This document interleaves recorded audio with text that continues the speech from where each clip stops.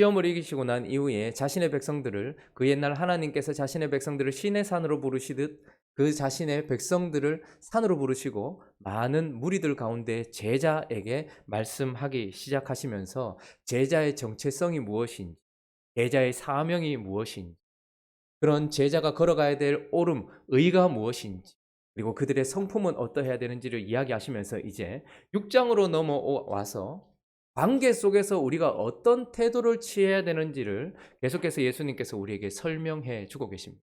6장을 우리가 처음 살펴보면서 하나님과의 관계, 그래서 구제와 기도와 금식은 하나님 앞에 드리는 예배 행위이고 우리가 하나님 앞에 드려야 될 예배인데 그 예배에서 우리는 어떻게 하나님을 대해야 되는지를 살펴보았습니다. 오늘 본문 말씀은 계속해서 관계 속에서 우리가 어떤 태도를 취해야 되는지를 말씀하시는데 특별히 하나님과의 관계에서 예배를 통하여 우리는 어떤 모습이어야 되는지를 설명하셨던 예수 그리스도께서 이제는 재물과의 관계에서 우리가 어떤 태도를 취해야 되는지, 그리고 우리 주변에 있는 이웃과의 관계에서 우리가 어떤 태도로 삶을 살아야 되는지, 제자란 무리들과 다르며 제자란 이방인과 달라 하나님께 구원을 받아 예수 그리스도가 걸어가신 길을 걸어가는 특별한 사람들이므로 우리에게 주어진 일상과 모든 상황 속에서 어떤 태도를 취해야 되는지를 하나하나 말씀해 주고 있습니다. 그래서 오늘 본문은 하나님과의 관계에서 어떤 태도를 취해야 되는지를 말씀하신 후에 이제 재물과의 관계를 우리에게 말씀해 주시는데 특별히 이 재물과의 관계 속에서 우리에게 주시는 교훈은 크게는 탐심을 버려야 된다는 것과 그리고 또 하나는 염려를 버려야 된다는 것으로 이야기를 해주고 있습니다. 그래서 먼저 탐심인데요. 우리 19절 말씀 한번 읽어볼까요? 19절 말씀이 있습니다. 시작. 너희를 위하여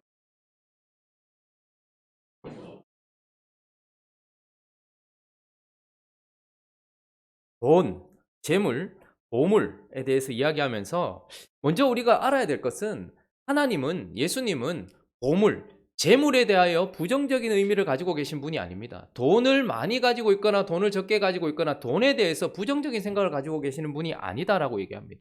돈에 대해서 이렇다 저렇다, 돈 많은 것, 돈 자체가 악한 것이다, 이런 이야기를 하시지 않습니다. 뿐만 아니라 쌓아두는 것 자체도 하나님께서 막는 것이거나 잘못됐다라고 이야기하지 않습니다. 왜냐하면 20절에 보면 하늘에 쌓아두라라고 이야기하는 것이죠. 그러니까 돈이라는 것 자체, 그리고 그것을 규모 있게 사용하고 저축하고 쌓아두는 것 자체를 하나님께서 부정하시는 것이 아니고 오늘 이 19절 말씀은 그 재물과 그 보물을 너희를 위하여 어디에 쌓아둔다는 거예요?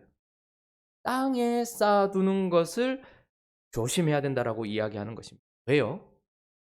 보물 자체는 나쁜 것이 아닙니다. 그리고 그것을 규모 있게 사용하는 것도 잘못된 게 아니에요. 그런데 자기 자신만을 위하여서 이 땅에다가 쌓아두는 것은 어떤 이유 때문입니까? 지금보다 더 많은 것과 지금보다 더 높은 것을 누리기 위한 탐심에서부터 시작되기 때문에 그런 것입니다. 돈에 대한 집착에서부터 시작되기 때문에 그런 것이죠. 그래서 하나님은 너희 자신의 더 많은 쾌락과 누림을 위하여서 이 땅에다가 돈을 쌓아두는 그런 집착적인 탐심을 경계해야 된다라고 말씀하고 있는 거예요. 왜 하나님은 땅에다가 이렇게 재물을 쌓아두는 것을 하지 말라고 말씀을 하시는 걸까요? 먼저는 그 재물 자체를 땅에 쌓아두는 것 자체가 안전하지 않고 어리석은 행위이기 때문에 그런 것이죠. 19절을 다시 보시면 너희를 위하여 보물을 땅에 쌓아두지 말라. 거기는 돔과 동록이 해하며 도둑이 구멍을 뚫고 도둑질하느니라 이렇게 이야기하고 있습니다. 지금 내가 누리는 것보다 더 큰 것, 더 많은 것을 누리기 위해 쌓아놓고 있는데 이 당시 고대 시대에는 지금처럼 은행이 있거나 금고가 있는 게 아니에요. 그러면 대부분 어떻게 할까요? 쌓아둬야 되는 거예요. 땅에 묻어둬야 되는 거예요. 그 당시에 재물이라고 한다면 그 가운데는 직물도 있었습니다. 그러니까 신할산의 외투 같은 좋은 옷 이런 것도 아주 귀중한 옷 한 벌 가지고 있는 게 아주 귀중한 시대였거든요.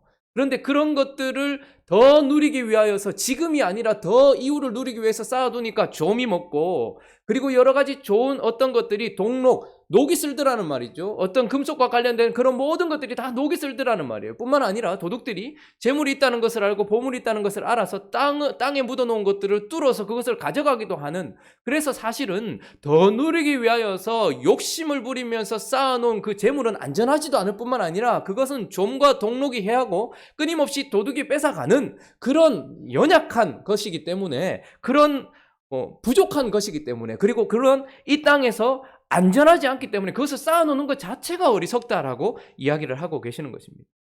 그러나 더 강력한 이유는 우리의 마음을 더럽히기 때문입니다. 자, 21절 한번 읽어볼까요? 21절 읽습니다. 21절 시작. 내 보물 있는 곳에는 내 마음도 재물 자체가 아주 강력한 것 중에 하나는 그 재물이 있는 곳에 내 마음도 있다라는 거예요. 그 보물이 있는 곳에 내 마음도 있는 거예요. 그러면서 22절, 23절을 보시면 이렇게 이야기하고 있죠. 한번 읽어보겠습니다. 시작. 눈은 몸의 등불이니 그러므로 내 눈이 성하면 온몸이 밝을 것이요 눈이 나쁘면 온몸이 어두울 것이니 그러므로 내게 있는 빛이 어두우면 그 어둠이 얼마나 더하리까. 눈은 몸의 등불이다 이렇게 얘기합니다. 눈은 온몸을 밝히는 것이다 이렇게 얘기해요. 이거는 은유법이죠. 그러니까 마음은 영혼의 등불인 거예요. 그러니까 눈이 가는 곳은 내 마음이 있는 것인 거예요. 그래서 눈이 성하면, 이 말은 내 마음이 지금 깨끗하면, 이 원어적 의미는 성하면이라는 원어적인 의미는 한 곳을 바라보면, 한 군데에 단일하면 이런 뜻입니다. 눈이 성하다 이 말은 마음이 한 군데를 바라보고 있고 마음이 깨끗하다 이런 뜻이에요.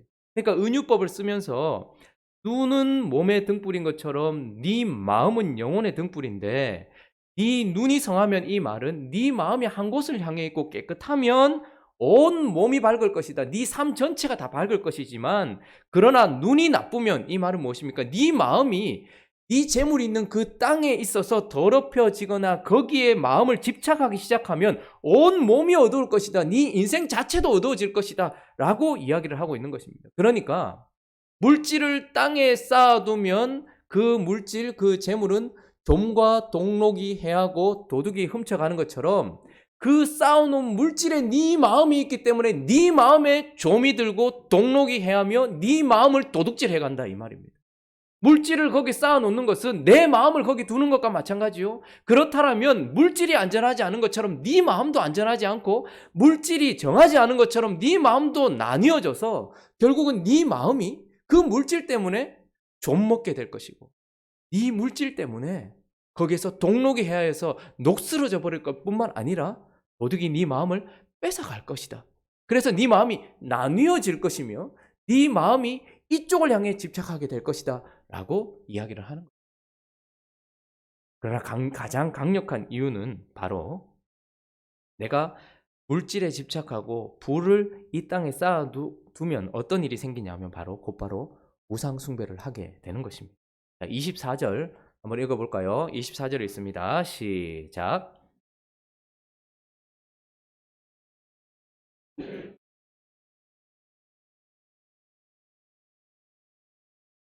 너희가 하나님과 재물을 겸하여, 우리의 가장 큰 문제는 하나님 안 된다 하는 걸 우리는 할 수 있는 것처럼 생각을 합니다. 그래서 사람들은 하나님도 섬길 수 있고 그 안에서 재물도 잘 섬길 수 있다 이렇게 생각을 해요. 그러면서 재물을 계속해서 탐하고 계속해서 그것을 쌓아둡니다. 재물 자체가 나쁜 게 아니라고 말씀드렸고 쌓아놓는 것 자체도 나쁜 게 아니라고 말씀드렸어요. 그러나 지금 이 상황은 어떤 상황인 것입니까? 계속해서 자기 자신만을 위하여서 더 누리기 위한 집착 속에서 물질을 쌓는 것을 이야기하는 것입니다. 그런데 이 행위는 고스란히 예배다, 섬김이다 이렇게 이야기해요. 그래서 한 사람이 두 주인을 섬기지 못하는데 하나님을 더 사랑하거나 물질을 더 사랑하거나 둘 중에 하나지, 둘 다 똑같이 사랑할 수 없다라고 이야기하고, 하나님을 더 중히 여기거나 아니면 돈을 더 중히 여기거나 이 둘 중에 하나라고 이야기를 해요. 뿐만 아니라 겸하여 섬길 수 없다라고 이야기하기 때문에 이 말은 무엇입니까? 내가 하나님께 내 인생을 드리거나 아니면 돈을 얻기 위해 내 인생을 드리거나 둘 중에 하나다 이 말이에요. 물질을 쌓아놓기 위하여는 그 쌓아놓을 만한 물질을 어떻게 해야 돼요? 계속해서 추구해야 되죠. 근데 그 물질이 그냥 우리한테 들어옵니까? 그 물질을 얻기 위해서 물질을 얻는 것 자체는 나쁜 것이 아니지만 탐욕 가운데 그것을 더 쌓아놓기 위하여 집착하면서 그 물질을 추구할 때 우리는 어떻습니까? 그 물질을 더 추구하기 위해서는 어떻게 해야 돼요? 시간을 들여야 되고 내 정력을 쏟아야 되고 내 모든 것들을 거기에 바쳐야지만 거기에서 물질이 또 오는 것 아닙니까? 그러니까 하나님은 우리에게 어떻게 하라고 이야기하십니까? 물질을 위하여 예배할 것이냐, 그 돈을 얻기 위하여 예배할 것이냐, 아니면 하나님의 뜻대로 그 물질을 사용하기 위해 예배할 것이냐, 둘 중에 하나를 선택하게 될 것이고, 결국은 탐욕스러운 마음에 집착하는 물질 추구는 결국 뭡니까? 하나님을 예배하지 않고 물질을 예배하고 만몬을 예배하는 상황으로 빠질 수밖에. 그래서 탐심은 곧 우상 숭배니라라고 이야기를 하고 있는. 자, 그러면 어떻게 하라고 말씀하시는 겁니까? 이 물질과의 관계 속에서 33절 읽어보겠습니다. 33절 있습니다. 시작. 그런즉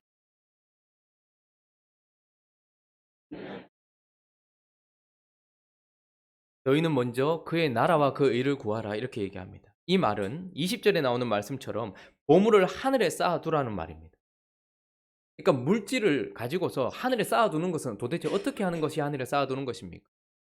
물질을 그 나라와 그 의를 위해 사용하라는 거예요. 거기에는 나를 위해 사용하는 것도 포함됩니다. 하나님의 뜻대로 지금 물질을 사용하라는 거예요. 하나님이 쌓아놓으라 해서 쌓아놓는 건 하늘에 쌓아놓는 거예요. 그러니까 물질을 하늘에 쌓아두는 방법은 하나님의 뜻대로 지금 물질을 쓰는 것이며 하나님의 뜻대로 그 물질을 저축하는 거예요. 그런데 그게 아니고 나를 더 추구하고 나를 위하여서 물질을 쓰는 것이나 내 뜻대로 물질을 쌓아두는 것, 그것은 땅에다 쌓아두는 것이다 이렇게 이야기하면서 먼저 그의 나라와 그의 의를 구하라라고 이야기하는 것입니다. 우리는 가끔 물질을 하나님의 뜻대로 사용하라고 하는 그 말을 나는 쓰면 안 되고 다른 사람들과 교회와 나라를 위해서 쓰는 것만을 하나님의 뜻대로 사용하는 줄 알아요. 그러나 하나님은 우리에게 열을 주시면서 다 우리 거 우리가 쓸 수 있도록 하십니다. 그러나 그 열의 하나를 구별하시는 이유는 뭡니까? 열의 하나는 내 거다 이 말이 아니고 그것을 준 게 나다라는 것을 잊지 말라는 주인된 표현이십니다. 그리고 나서 그 물질을 어떻게 사용해야 될까요? 먼저는 자기 자신을 위해서 사용해야 돼요. 하나님이 나의 필요를 채우라고 일을 하든 뭐 사례를 받든 어떻게 하든 그 물질을 주신 거잖아요. 그래서 그렇게 해서 나를 위하여서 하나님의 뜻대로 사용하고 그리고 가장 가까운 이웃인 내 가정을 위해서 바르게 사용하는 거예요. 그러면 하늘에 쌓아두는 것이 됩니다. 그리고 교회를 위하여 그리고 하나님의 뜻대로 흘려보내는 것, 이 모든 것들, 그러니까 하나님 나라와 의를 위하여 쓴다는 것은 하나님의 뜻대로 나를 위해 사용하고 하나님의 뜻대로 내 가정을 위해서 사용하며 하나님의 뜻대로 교회에 헌금하며 하나님의 뜻대로 구제하고 선교하는 것, 이것을 말하는 것이죠. 근데 많은 사람들이 착각을 하면서 먼저 그 나라와 그 의를 구하고 하나님을 위해서 물질을 쓰라고 하면 나는 쓰지 않고 다른 사람들을 위해서 쓰는 것이 하나님의 뜻인 줄 알아요. 그렇지 않습니다. 하나님은 그 물질을 가지고서 내가 하나님의 뜻대로 사용하기를 원하세요. 그래서 하늘에 쌓아둔다라는 것은 그의 나라와 그의 의를 구한다라는 것은 하나님이 지금 내게 요구하시는 대로 그 물질을 사용하는 것입니다. 그리고 하나님이 보여지는 어떤 미래를 위하여 저축하라 하실 때는 그것을 하나님의 뜻대로 쌓아놓으면 하늘에 쌓아두는 것이. 그러므로 너희는 먼저 그의 나라와 그 의를 구해라 이렇게 얘기합니다. 그러면 상이 뭡니까? 많은 사람들, 하나님 없는 인생은 물질을 쫓아서 물질을 얻어요. 근데 우리는 뭐죠? 하나님이 주신 물질과 하나님이 주실 물질을 그의 나라와 그의 의를 따라 사용함으로 말미암아서 그렇게 할 때에 그리하면 이 모든 것을 너희에게 더 하시겠다 이야기하십니다. 그러니까 하나님은 물질과의 관계 속에서 그 재물을 놓고 자신을 위하여 탐심과 집착에 매달려 땅에 쌓아놓지 말라라고 말씀을 하고 계십니다. 그리고 또 하나는 염려에 대한 이야기를 우리에게. 염려. 하나님은 탐심도 지적하시지만 염려도 지적하십니다. 사람들이 물질을 많이 욕심을 가지고 집착하며 쌓는 이유는 자기가 더 누리기 위한 어떤 욕심 때문이기도 한데요. 더 강력한 것은 무엇이냐면 염려 때문이에요. 그 이후에 이 물질이 없으면 어떻게 하나 하는 염려 때문에 쌓아놓는 경우가 많이 있는 것입니다. 그러니까 욕심과 탐심 때문에 쌓아놓기도 하고 내일에 대한 염려 때문에 쌓아놓기도 한다라는 것입니다. 그런데 하나님은 뭐라고 얘기합니까? 염려하지 말라라고 이야기를 하고 있어요. 왜 하나님은 이렇게 말씀을 하시는 걸까요? 왜 우리 보고 염려하지 말라라고 말씀을 하실까요? 우리는 염려를 당연하게 생각합니다.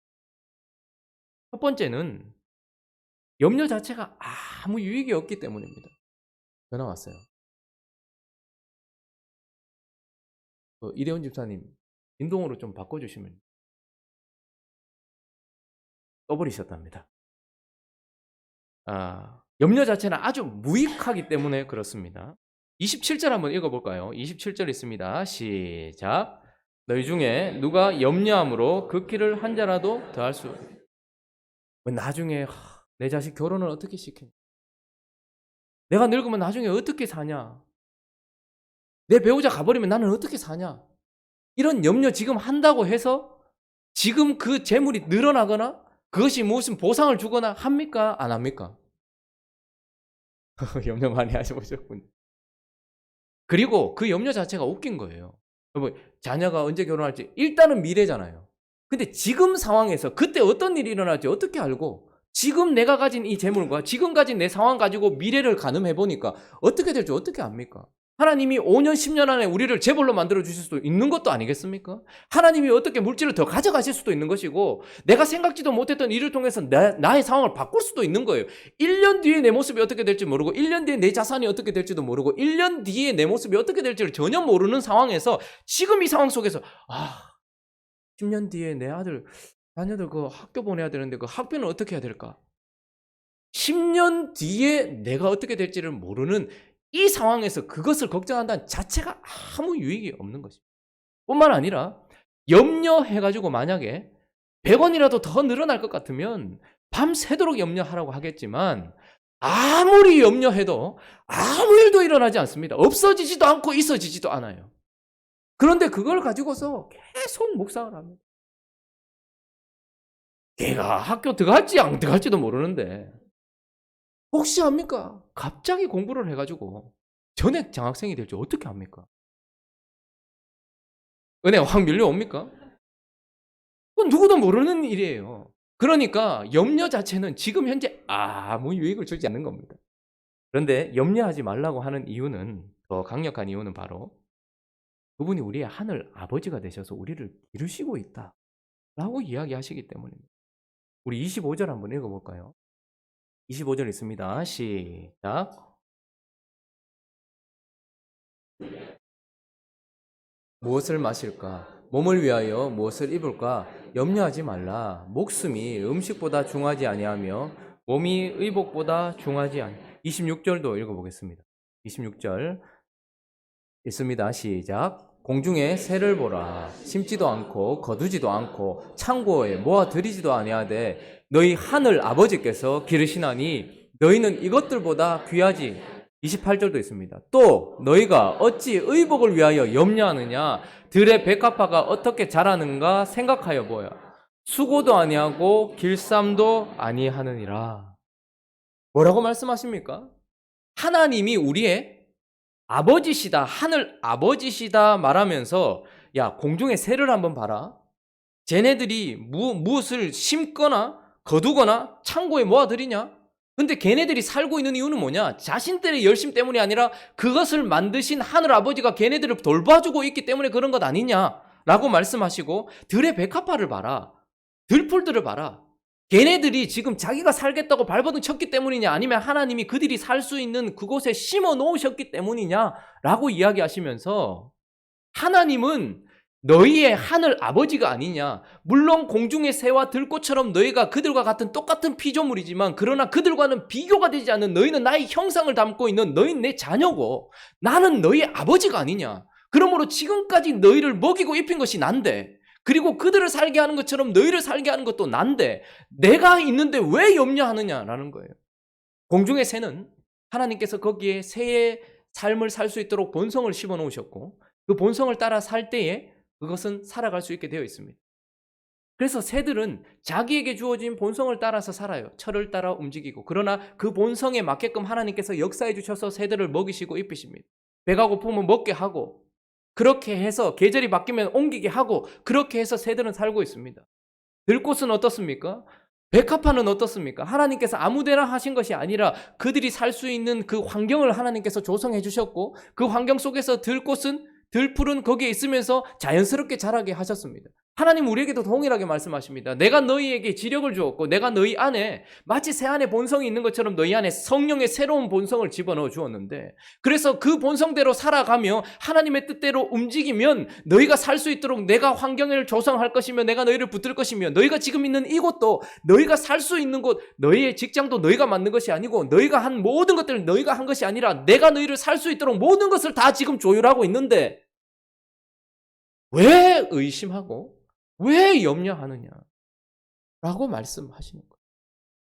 하나님께서 우리 안에, 여러분 그런 직장을 가지셨고 그런 사업체를 가진 것이 여러분들의 노력과 결과라고 생각하십니까?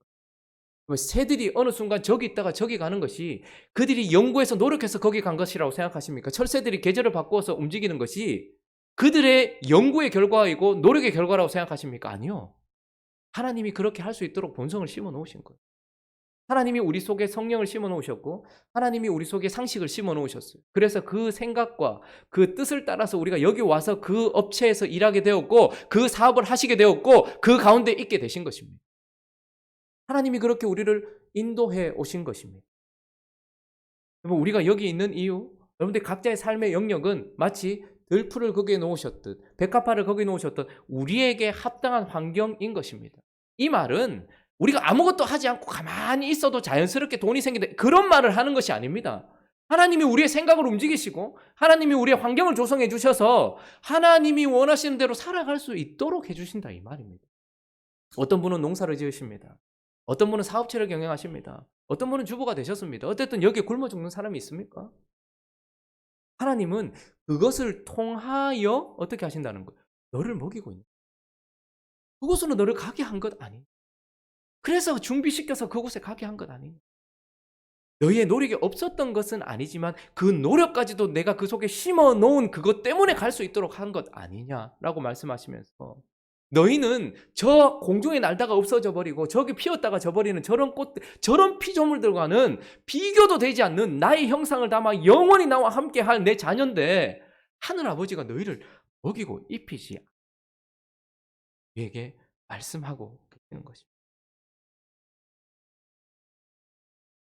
그러나 더 한 가지 염려하지 말아야 될 이유는 염려 자체가 죄이기 때문입니다. 그러면 염려는 여러 가지 감정 중에 하나가 아니에요. 기쁨, 슬픔, 고통, 두려움, 염려, 이렇게 생각하는 사람 많아요. 염려는 당연한 것이지 이렇게 생각합니다. 그러나 말씀은 뭐라고 이야기하고 있습니다. 32절 한번 볼까요? 32절 한번 읽어보겠습니다. 시작.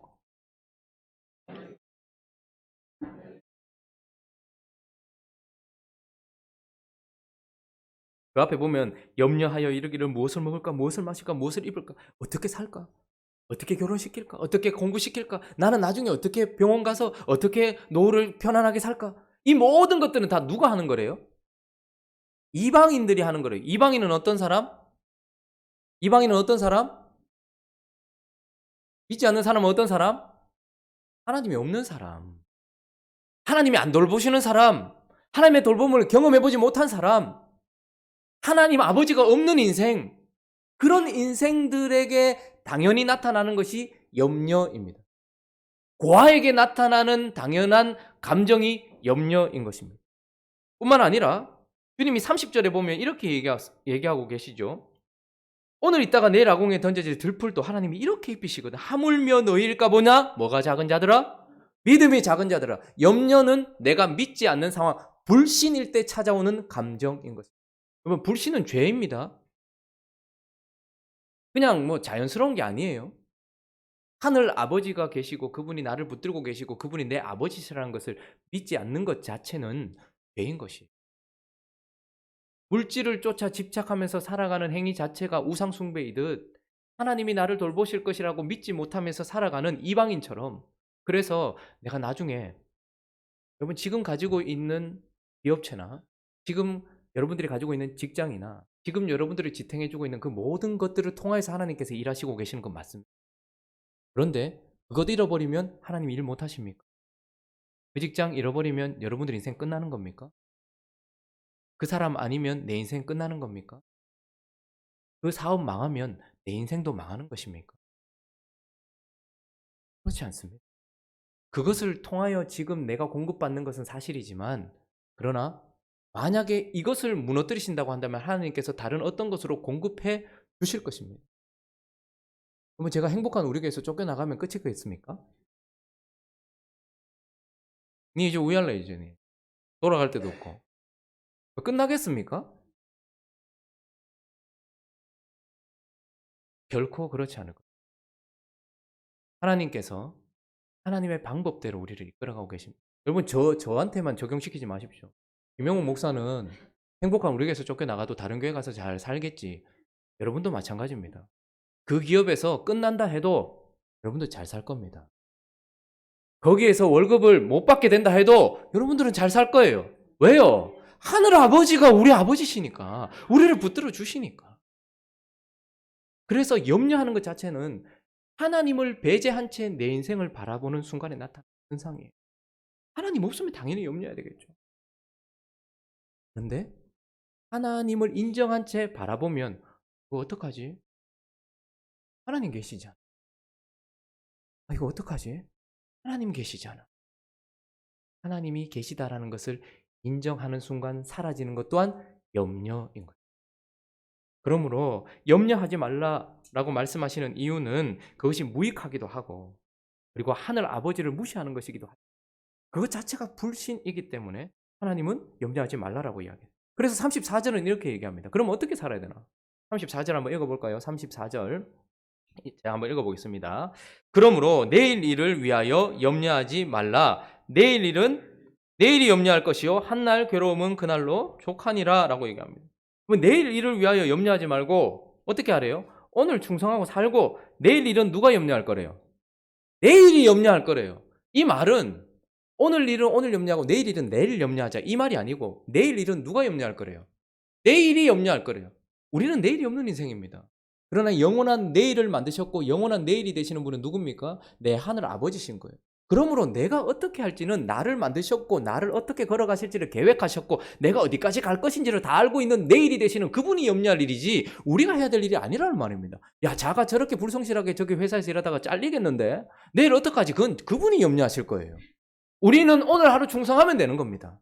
그러면 하나님께서 붙들어 주신다라고 이야기하면서 물질과의 관계 속에서 우리는 욕심을 가지고 집착하며 탐심을 가지고서 하나님 아닌 다른 것을 추구하지 말고 오직 그의 나라와 그의 의를 먼저 구함으로 그분이 모든 것을 더해주는 물질을 받아 사용하며, 뿐만 아니라 우리는 염려를 버려요.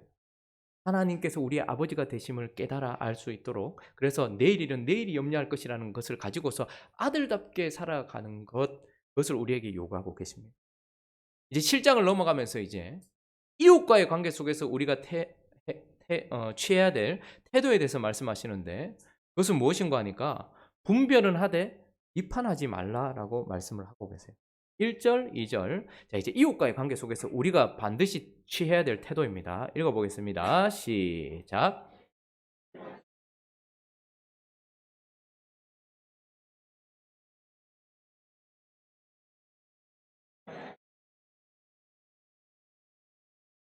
주님은 우리에게 비판하지 말라라고 이야기합니다. 그러면 이웃과의 관계 속에서 제일 어려운 게 뭡니까? 가장 가까운 이웃인 배우자, 자녀, 부모부터 시작해서 먼 이웃까지 가장 힘든 것은 무엇이냐면 이웃이 나와 다르다라는 거예요. 그리고 이웃이 틀려 보인다라는 거예요. 그러니까 나와 전혀 다른 존재와의 관계, 그리고 전혀 틀려 보이는 존재와의 관계, 이거 상당히 어렵거든요. 그래서 모든 사람들은 비판합니다. 비판하는 순간 나는 옳고 그는 틀렸다라고 이야기하고, 비판하는 순간 그를 만드신 하나님을 향해 삿대질하는 거예요. 하나님은 비판하지 말라고 이야기합니다. 우리가 가장 많이 비판하는 대상은 누굴까요? 내 가장 가까이 있는 이웃이에요. 남편은 아내를 비판하고, 아내는 남편을 비판하고, 부모는 자식을 비판하고, 자식은 부모를 비판하고, 계속해서 비판합니다. 근데 주님은 그 이웃과의 관계 속에서 어떻게 하래요? 비판하지 말라라고 이야기를 하고 있습니다. 왜 비판하지 말라고 얘기하십니까? 2절에 보니까 너희가 비판받을 것이요 그 비판으로, 그리고 너희가 헤아림을 받을 것이니라 그 헤아림으로. 이 말은 무슨 말입니까? 그것은 돌아오게 돼 있단 말이에요. 저는 이렇게 사람들 만나 보면 늘 비판적인 분들이 있어요. 그분 주변에는 늘 그 사람을 비판하는 사람들이 있어요. 자기는 못 듣거든요. 제가 그분하고 이렇게 있어 보면 그분은 늘 비판해요. 근데 비판하는 순간 결국 결론은 뭐냐면 자기는 옳다라는. 그런데 그 사람은 모르겠지만 다른 이들과 있다 보면 이 사람을 비판하는 사람들이 얼마나 많은지 모르겠어요. 비판은 언제나 돌아오게 되어 있습니다. 그래서 비판하는 사람은 지금 현재적으로 부메랑으로 비판을 받게 되어 있기도 하고 그 이후에 나중에 하나님 앞에서부터도 비판을 받게 되어 있습니다. 그리고 또 비판해야 되지 말아야 될 이유는 내 속에 들보가 있기 때문에. 그러니까 그 사람을 비판하지만 내 속에는 그런 사람이 잘못한 잘못이 없습니다. 내 속에는 그 사람이 잘못한 죄가 없냐 이 말입니다. 우리 속에 들보가 있는데 남의 눈에 티를 빼겠다고 하는 것이 비판인 거죠. 조소를 하면서 "너 고쳐줄게 라고 이야기하는 것이 비판이라는 거예요. 그래서 주님은 이웃과의 관계 속에서 절대 하지 말아야 될 것 중에 하나는 뭐죠? 비판하지 마. 그러나 균형을 위하여서 주님은 또한 분별은 해야 된다라고 얘기해요. 6절 한번 읽어볼까요? 6절에 있습니다. 시작. 거룩한 것을 개에게 주지 말며 너희 진주를 돼지 앞에 던지지 말라. 그들이 그것을 발로 밟고 돌이켜 너희를 찢어 상하게 할까 염려하라. 자, 5절까지 비판하지 말라고 이야기하시고 또 6절에 뭐라고 얘기하는 거 하니까 거룩한 것을 개에게 주지 말고 개와 돼지가 나옵니다. 유대인들에게 있어서 개와 돼지는 아주 부정한 동물이죠. 특별히 예수님께서나 혹은 성경에서 개와 돼지를 쓸 때 나타나는, 그러니까 어떤 사람을 향해서 그렇게 얘기하는 거 하면 보통은 아주 악의적으로 하나님을 고의적으로 악의적으로 인정하지 않는 이방인들, 그러니까 믿지 않는 사람들 중에도 악의적으로 하나님을 저주하고 비방하는 이방인들을 향해서 쓸 때 개나 돼지라는 표현을 씁니다. 뿐만 아니라 그런 믿음이 없으면서 내용은 없으면서 있는 척하는 외식하는 유대인들이나 서기관들이나 바리새인들을 향하여 쓸 때도 개라 혹은 돼지라 이렇게 표현. 뿐만 아니라 거짓 선지자를 향해서 개나 혹은 돼지라고 사용. 자, 그런데 뭐라고 얘기합니까? 주님은 비판하지 말라고 했지 사람을 분별하지 말라고는 말씀하지 않은 거예요. 선을 넘지 말라는 거예요. 그래서 어리석게 모든 사람들을 다 똑같이 대우해 주는, 하나님은 그런 사랑을 우리에게 말씀하신 적이 없고 하나님의 방법대로 사랑하라고 이야기해요. 그래서 하나님은 사람을 분별해 보라라고 이야기를 하고 있는 것입니다. 누군가가 잘못을 하거나 나와 다를 때 비판하지 않지만 그러나 그 사람이 하나님 앞에서 어떤 사람인지는 분별해 보라는 거예요. 개와 돼지 같은 사람, 하나님 앞에서 악의를 가지고서 하나님을 모독하며 영적인 것은 터부시할 뿐만 아니라 영적인 것은 아무것도 아니라고 주장할 뿐만 아니라 외식하는 서기관들과 바리새인 같고 거짓 선지자들 같은 사람은 분별해서 멀리해야 된다라고. 그들에게 거룩한 것과 진주를 주지 말라라고 이야기를 하고 있는 거예요. 그러니까 이웃과의 관계 속에서 우리가 취해야 될 첫 번째 행동은 무엇이냐 하면 분별은 하되 비판하지 않아야 되는 거예요. 그런데 더 적극적으로 이제 주님께서 이웃과의 관계 속에서 우리가 해야 될 것은 바로 대접받고자 하는 대로 대접하라라고.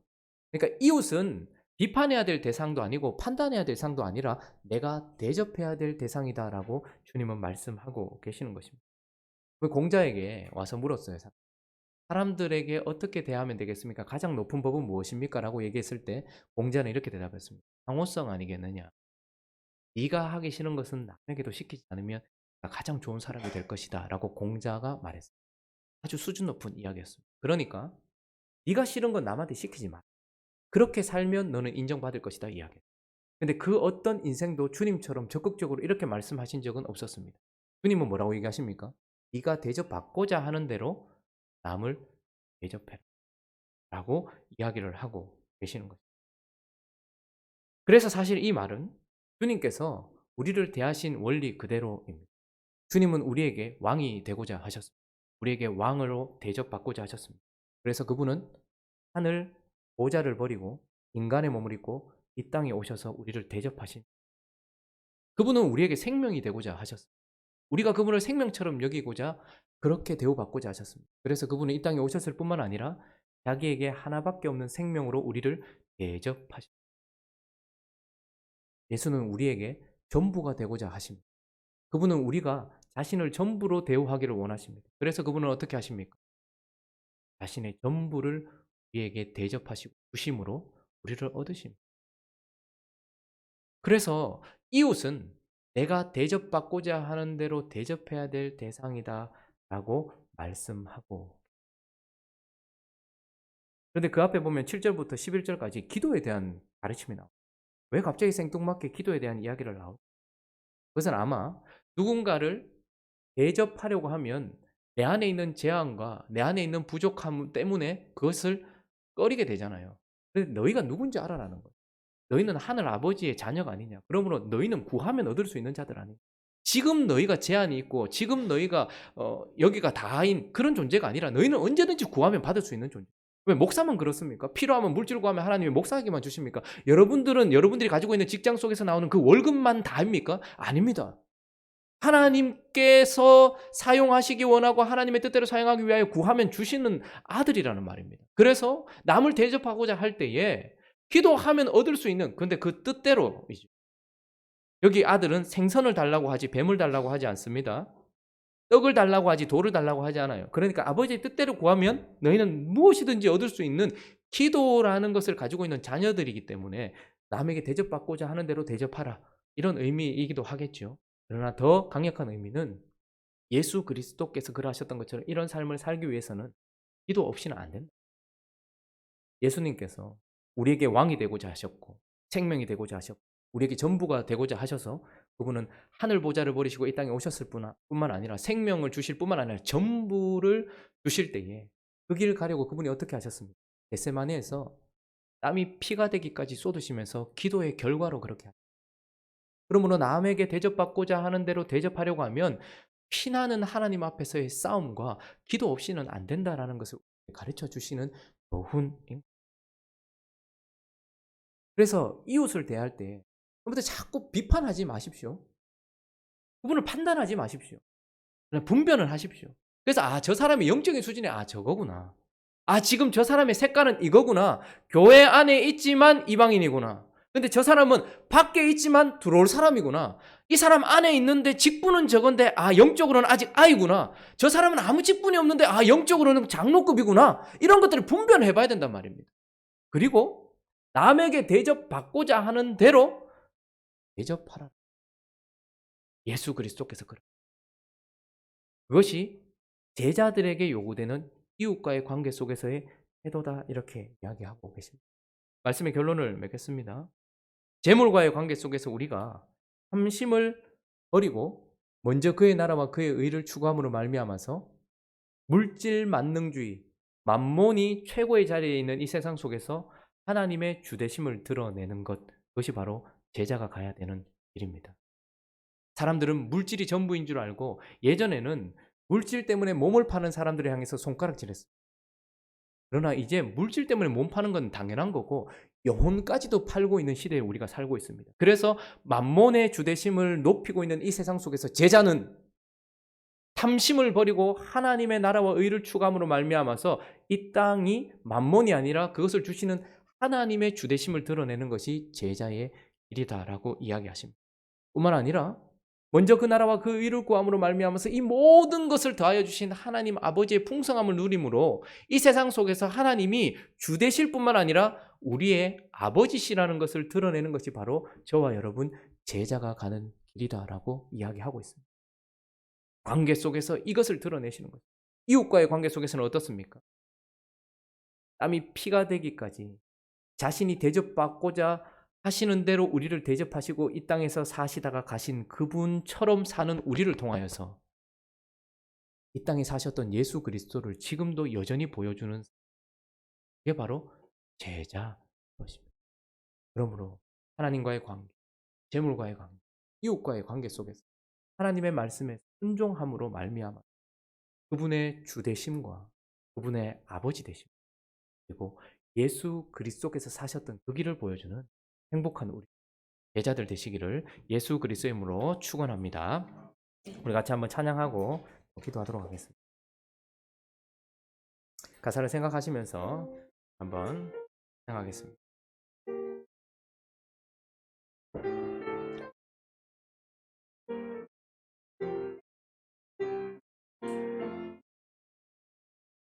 하늘에 나는 새도 주 손길 돌보시네. 온 땅에 충만한 주 사랑으로 내 마음을 덮으소서. 주 나를 부르셨네. 주의 영광 위해 모든 사람 이끄소서. 주의 영광으로 주 말씀 향하여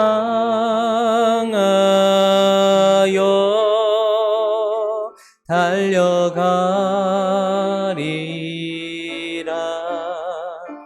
힘도 아니 능도 아니 오직 성령으로 주 얼굴 향하여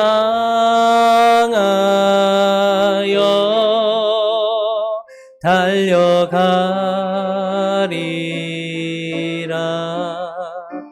오 주의 영광 안에 살게 하소서. 우리 한 번 더 고백하겠습니다. 하늘에 나는 새도 주 손길 돌보시네. 온 땅에 충만한 주 사랑으로 내 마음을 덮으소서. 주 나를 부르셨네.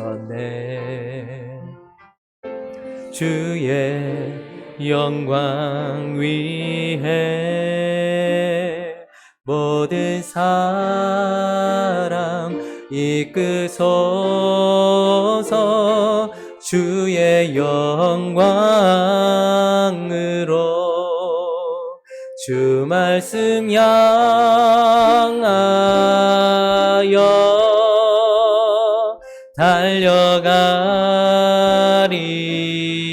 달려가리라. 힘도 아닌 능도 아닌 오직 성령으로 주 얼굴 향하여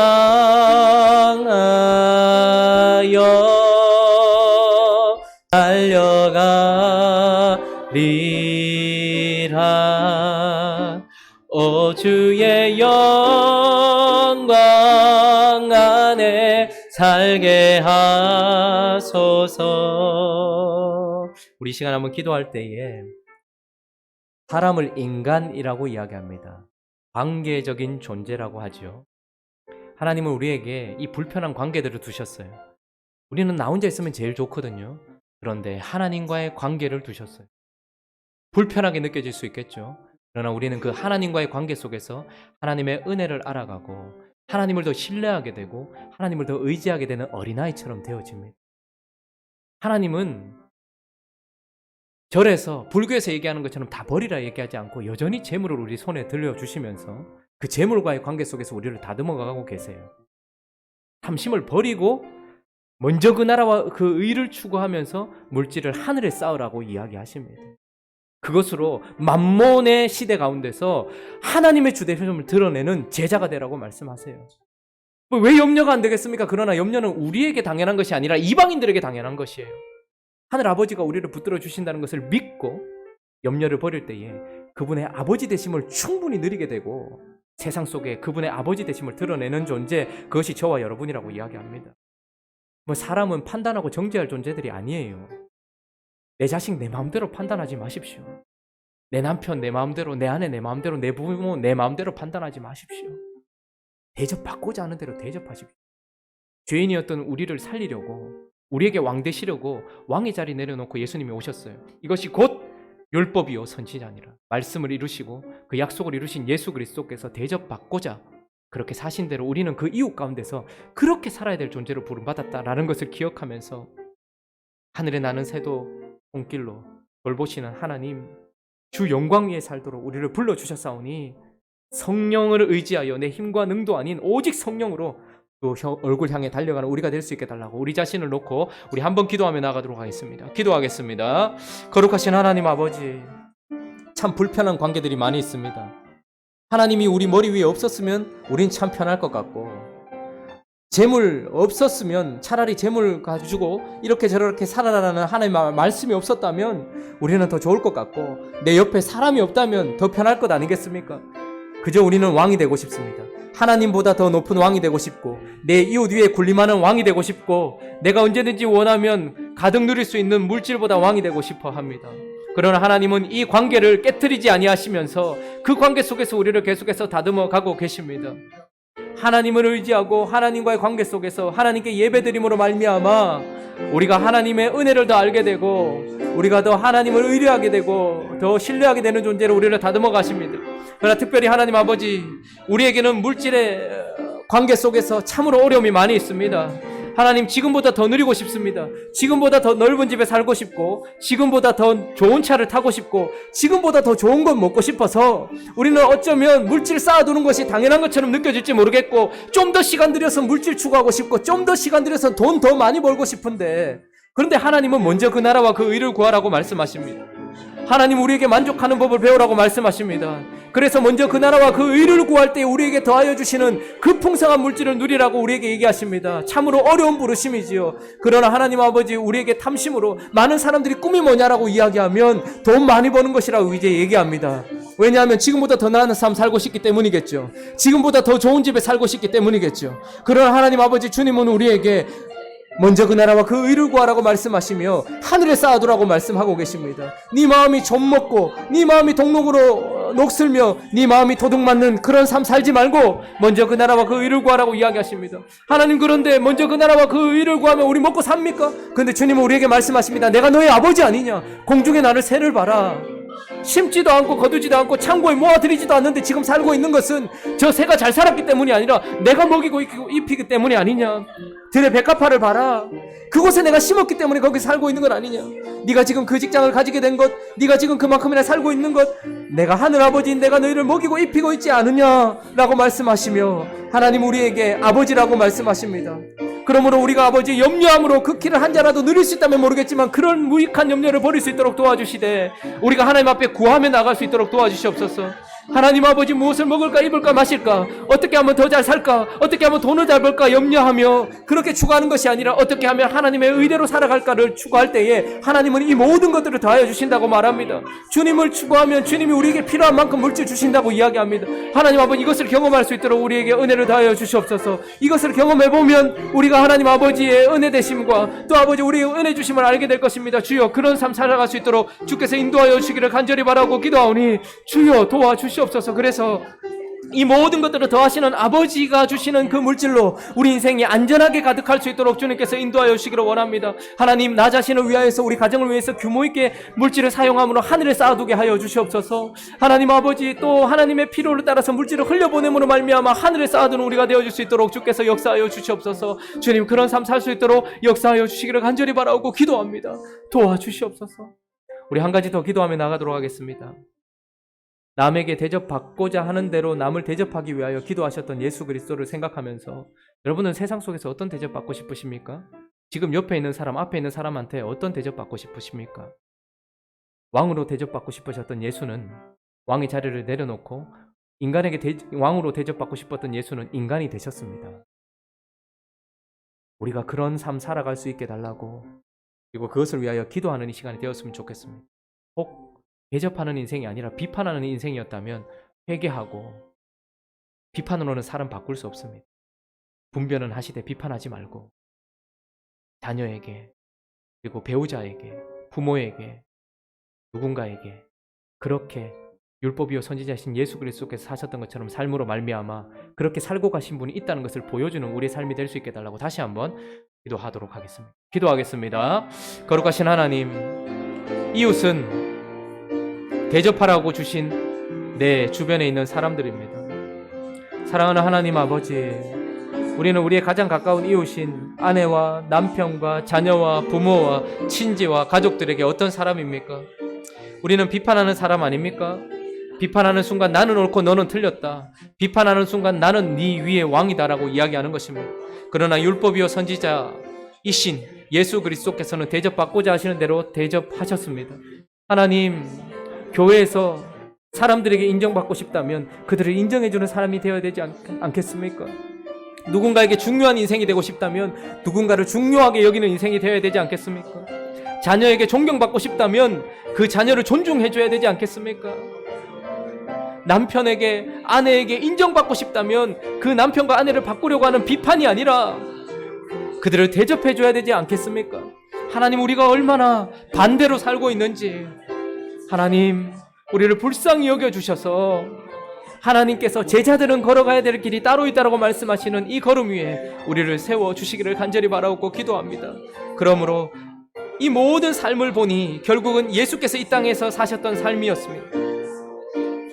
예수께서 이 땅에서 예배하셨고, 예수께서 이 땅에서 재물이 아니라 주님을 주인 삼고 주님을 아버지로 보여주셨고, 예수께서 이 땅에서 우리를 대접하는 삶을 사셨던, 우리는 그래서 제자라는 것은 예수를 보여주는 삶이라는 것을 보게 됩니다. 그런 삶을 살 수 있도록 주께서 인도하여 주시옵시고, 하나님 아버지, 우리의 가정들을 돌아보게 하여 주시옵소서, 우리의 주변을 돌아보게 하여 주시옵소서. 나는 이웃에게 어떤 사람인지 우리 자신을 돌아보면서 회개할 자들 회개하게 하시고 주님 앞에 바른 삶을 살아갈 수 있도록 주께서 역사하여 주시기를 간절히 바라옵고 기도합니다. 사랑하는 하나님 아버지, 그래서 우리가 예수의 제자로 이 땅에서 살아가며 또한 아버지 그렇게 예수를 보여주는 인생이 되어줄 수 있도록 주께서 역사하여 주옵소서.